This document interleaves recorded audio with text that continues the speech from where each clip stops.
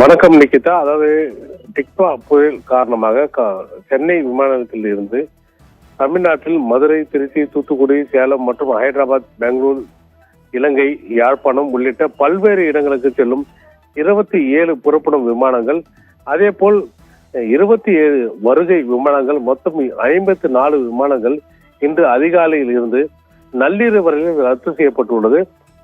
இந்த நிலையில் புயல் இன்னும் கரையை கடக்காமல் நாளை ஞாயிற்றுக்கிழமை காலை கரையை கடக்கும் கூடும் என இந்திய வானிலை ஆய்வு மையம் அறிவிக்கப்பட்டுள்ளது. இதையடுத்து நாளை ஞாயிற்றுக்கிழமை 2வது நாளாக சென்னை விமான நிலையத்தில் இருந்து 36 உள்நாட்டு விமானங்கள், 11 சர்வதேச விமானங்கள், மொத்தம் 47 விமானங்கள் ரத்து என்று சென்னை விமான நிலைய அதிகாரிகள் தரப்பில் தெரிவிக்கப்பட்டுள்ளது.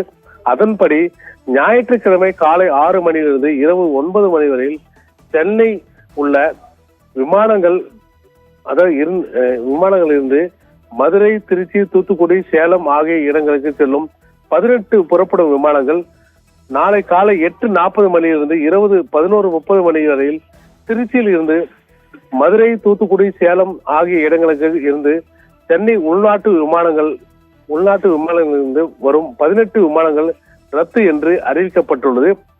அதே போல் சென்னை சர்வதேச விமானத்திலிருந்து நாளை காலை 9:45 மணியிலிருந்து இரவு 9 மணி வரை இலங்கையில் இருந்து தலைநகர் கோலாலம்பூர் செல்லும் 5 விமானங்கள், யாழ்ப்பாணம் செல்லும் 1 விமானம் ஆகிய 6 விமானங்கள் ரத்து செய்யப்பட்டுள்ளன. அதே போல் ரவி, காலை 8:40 மணியிலிருந்து இரவு 8 மணி வரையில் இலங்கையில் கொழும்பு நகரிலிருந்து சென்னை சர்வதேச விமான நிலையத்துக்கு வரும் 4 விமானங்கள், யாழ்ப்பாணத்திலிருந்து சென்னை வரும் 1 விமானம், மொத்தம் 5 விமானங்கள் நாளை ரத்து அறிவிக்கப்பட்டுள்ளது. இதையடுத்து டிக்வா புயல் காரணமாக சென்னை விமானத்தில் நாளை ஒரே நாளில் 24 புறப்படும் விமானங்கள், 23 வரும் விமானங்கள் என மொத்தம் 47 விமானங்கள் ரத்து செய்யப்பட்டுள்ளன. புயல் காரணமாக புயல் வேகம் எடுக்கும் மற்றும் மழையின் தாக்கம் அதிகரிக்கும், ஆனால் மேலும் சில விமானங்கள் ரத்து செய்யப்படுவதற்கு வாய்ப்பு உள்ளன.